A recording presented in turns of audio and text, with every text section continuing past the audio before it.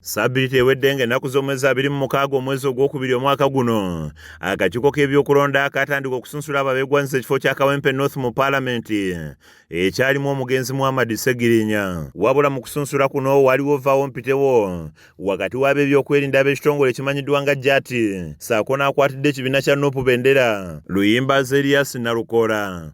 Ono yasooka kukwatibwa ng'aleeta ebiwandiiko bye ssaako ne bwe yali ng'amaze okwewandiisa ekintu ekyaleka bannayuganda nga beewuunaganya olw'amaanyi ekitongole kya JAT ge baakozesa ssaako n'okwebuuza oba ekitongole kino kiriwo mu mateeka. Kati olwaliwo omwogezi wa poliisi mu ggwanga ASP Lusoke Kituma ategeeza nti ekitongole kino ekya Joint Anti-Terrorist Task Force oba kiyite JAT bakimanyiiko era nga kitongole kyabwe bakola nakyo. Kufunako briefings about the investigations and how far they have gone since that incident occurred. Asabye abo abaagala okwemulugunya ku ngeri gy'ekikolamu emirimu gyakyo okuyita mu mitendera emituufu omuli n'okubatuukirira. Afande Lusoke bw'abuuziddwa ku nsonga ya munnamawulire Ibrahim Miracle owa Top TV eyakubwa aba JAT mu kavuŋŋaana akaliwo ng'akola omulimu gwe ogw'okukwata amawulire annyonnyodde bw'ati. It's unfortunate. So we wish him quick recovery. I will not made any communication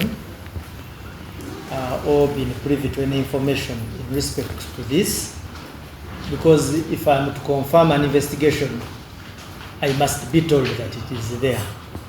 I don't have that information yet, but it was an unfortunate situation. Ensonga y'ab'ebyokwerinda okulumba ekitebe kya National Unity Platform n'ebbanguliro lyabwe ery'obukulembeze ne bamenya ne baza nga bannyini bo tebakimanyiiko. ASP Lusoke bw'ati bw'ayogedde. We have always I'm one of the advocates that we should have a very cordial relationship with the journalists so that we all do our part. You play the role of the fourth estate even in volatile situations which have bearings of public disorder.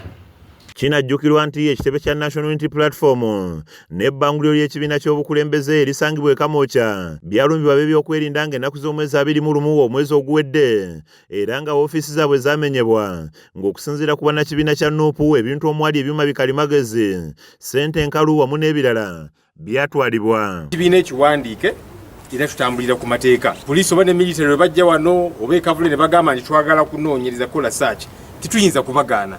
N'ekiba kikulu ne tutambula nabo kiki kye munoonyereza mututte ki. Zawedde Hindu yakusakidde emboozi eno ku lwa KSTV Agalero.